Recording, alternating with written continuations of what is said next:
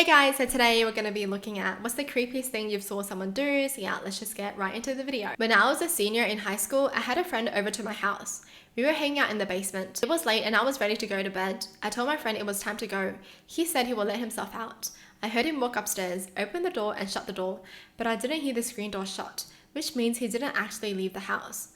I followed upstairs to investigate. The house was dark because everyone was asleep. I turned on the living room light and found him kneeling on the floor next to the couch where my younger 12-year-old sister was sleeping. She had a bedroom that she shared with another sister, but preferred sleeping on the couch for some reason. I asked him what he was doing. He mumbled something that made no sense.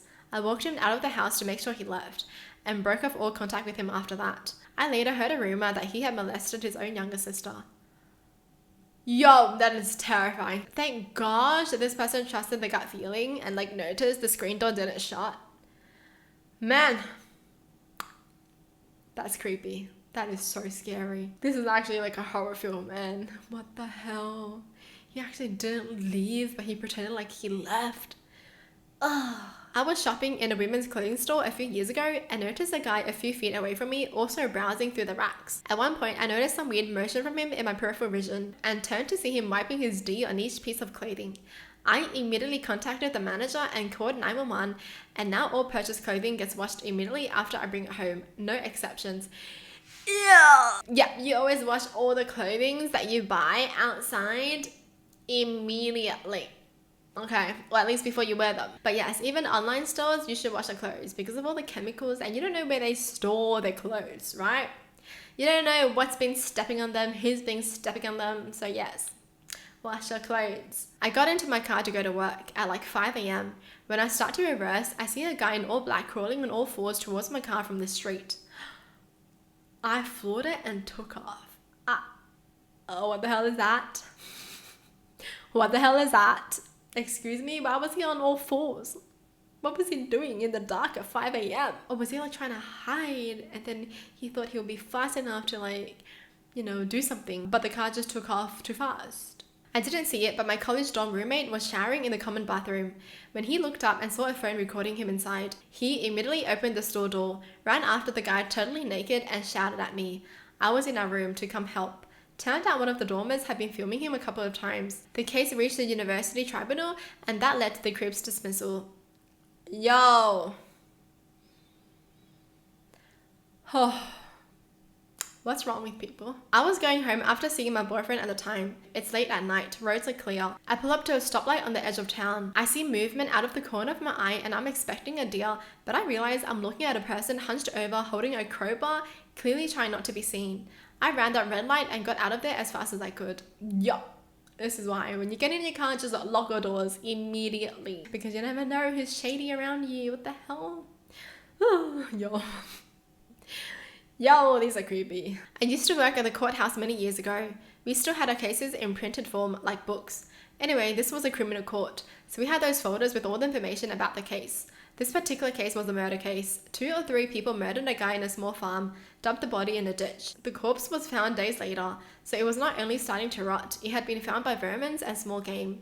As a result, the body had no eyes, no lips, no ears, you can imagine. In Brazil, criminal cases like this are public accessible, so you could go to the courthouse and ask to see the case files. That particular day, one guy came and asked to see those files. He went straight for forensic photos and just stared at that gruesome corpse for many minutes. Turns out it was his dad. We had to tell him he had to do something with the case files or else he'd probably just stay there all morning. Oh. That's sad. I mean, I don't find this creepy. I just find it sad because he probably wanted to get some closure for himself to, be like, okay, that is my dad, because his dad was probably missing. So he probably wanted to confirm or something. Man, that's sad.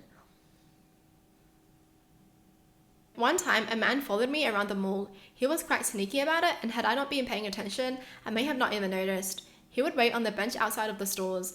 Until my 4th store I went into, he was inside as well, but made sure to stay across the room and catty corner to where I was. He was on his phone the whole time and my gut was screaming at me to not go out to my car alone. I exited that store and found a security guard to walk me out. On the way out of the mall, the guard told me I did the right thing because the man followed me until he saw me approach the guard. Don't know what his intentions were, but I am certain they were not good. Yeah, always trust your gut feeling. Yo, scary. Why are some people so creepy? Seriously, like why? I went on a singular date with a very mentally unstable person. He'd done a decent job of pretending to be somewhat normal leading up to the date. But throughout the 3 hours I spent with him, he slowly started to unravel. He started revealing to me about how he'd been arrested, recently got out of jail, how he hated his entire family. Then the real icing on the cake was me telling him I didn't really know how to make southern food because I wasn't from the south, to which he said, "You'll learn," very sternly. Then he asked if I was okay with sleeping on an air mattress with him because he wanted me to come over and cook for him. Nope the F away after that. Yeah, no thanks. He was really like, "You'll learn." Oh, okay. No.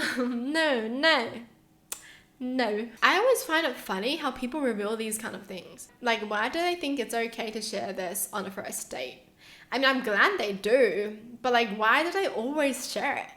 Why do they always say, "Yeah, I killed someone, I just murdered someone and I'm just out"? Like, they say it as if it's so normal.